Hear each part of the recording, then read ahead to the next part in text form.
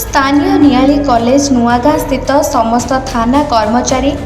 SDPO महोदय और Niali college NSS group समस्त छात्र छात्री मिलित उद्यम आज सड़क सुरक्षा सचेतनता कार्यक्रम फुलनखरा नियाली राज्य राजपथ मेन रोड रे अनुष्ठित होईछि। एही कार्यक्रमर मुख्य उद्देश्य हेउछि जनसाधारण मानकु सचेतन कराइबा। जो माने हेलमेट व्यवहार करुछन्ते सेमानकु गोलाप फूल दे उत्साहित करने सह जो माने हेलमेट व्यवहार करूनाहांती सेमानकु बुझाइबा सहित आगकु जदि एमिति भूल करंती तेबे पुलिस प्रशासन द्वारा दृढ़ कार्यानुष्ठान नियाजिबो बोली वार्निंग मध्ये दिया जायछि। आम एसपी कटक रूराल निर्देश मुताबिक आम सब डिविजन आज सब थाना प्रयास चली जो आम ट्राफिक अवेयरनेस प्रोग्राम चली आज टोटाली गोटे फोकस करा नियाड़ी थाना आईसी स्टाफ नेतृत्व में जो नियाड़ी महाविद्यालय सहायतार आम गोटे पब्लिक को गोटे अवेयरनेस दौचु जे हेलमेट पिंधतु सीट बेल्ट पिंधतु स्पीड ड्राइव माने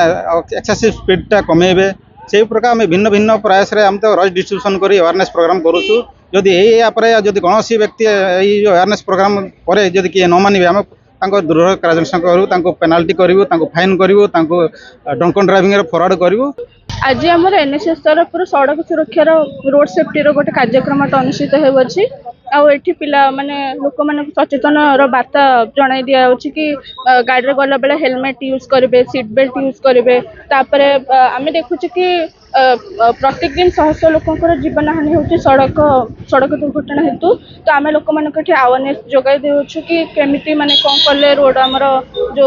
रोड एक्सीडेंट लोक मान डेथ हेनी। तो या पर आम समस्त को बार्ता जनाऊँ आमर एनएसएस समस्त भलेंटियर मैंने सहयोग कर आईसीएस ऑफिसर मैंने सब आसिक आमको सहयोगर बार्ता जनाऊँ। प्रभाव पड़ो कारण आम नियाली थाना विगत 4 मास 5 मास धरिकी ड्रंकन ड्राइव जो कराऊँगी ताधीर आम जीरो कैजुआलिटी बर्तमान सुधा नो एक्सीडेंट जोटा एक्सीडेंट ना आम एरिया बर्तमान सुधा 4 मास है जोटा आप फैटल माने फैटल एक्सीडेंट जोटा मृत्युवरण जो मैंने आम एरिया बर्तमान सुधा ना ड्रंकन ड्राइव प्रोग्राम रे एबे बर्तमान जो आम अवेयरनेस प्रोग्राम करूँ स्टूडेंट मान सहित यहाँ गोटे निहाती इम्पैक्ट पकेब आ लोक गोटे सचेतन वार्ता जाऊँगी जे हेलमेट लगातु निजको सुरक्षित रखा सहित निज परिवार को सुरक्षित रखु। आउ जदि हेलमेट आप न लगे रोड रे जदि आपको कौन एक्सीडेंट हो डेथर सम्मुखीन हे मृत्युर सम्मुखीन हे आप निज क्षति होगा सहित परिवार भी क्षति हम से गोटे नियार प्रयास कराऊँ लोक मान सचेतन वार्ता कराऊँ। आज नियाली महाविद्यालय एनएसएस 2टी एनएसएस यूनिट एवं नियाली थाना आनुकूल्य आज आम एक सड़क सुरक्षा सचेतनता संपर्कित एक कार्यक्रम आम हाथ को नहीं नियाली महाविद्यालय कैंपस आम बाहरी नखरा फुलनखरा नियाली ये जो राज्य राजपथ अच्छी आम महाविद्यालय सामने नियाली थानार समस्त कर्मचारी एसडीपीओ महोदय एवं मो महाविद्यालयर एनएसएस वॉलंटियर्स माने प्रोग्राम ऑफिसर माने आमे रास्ता उपरे उपस्थित होई जो गाड़ी चालक माने 2 चकिया गाड़ी चालक एवं 4 चकिया गाड़ी चालक माने तांकर चालन संपर्कित सतर्कता अवलंबन करूना अर्थात हेलमेट पिंधुना बा सीट बेल्ट लगौना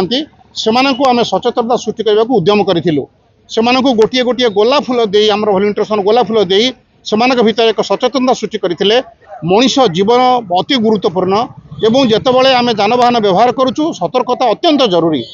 नियालीर तुषार नायकଙ୍କ रिपोर्ट निरपेक्ष न्यूज।